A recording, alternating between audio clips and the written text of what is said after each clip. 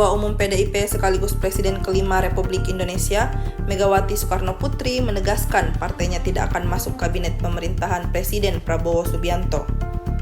Megawati mengaku telah menyampaikan langsung keputusan tersebut kepada Prabowo.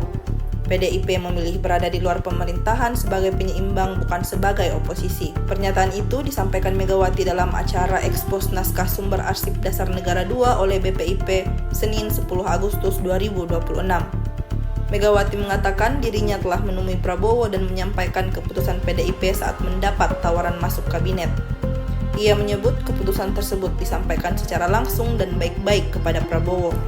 Megawati juga menjelaskan alasan PDIP memilih istilah penyeimbang bukan oposisi. Menurutnya, sistem presidensial di Indonesia tidak mengenal oposisi maupun koalisi.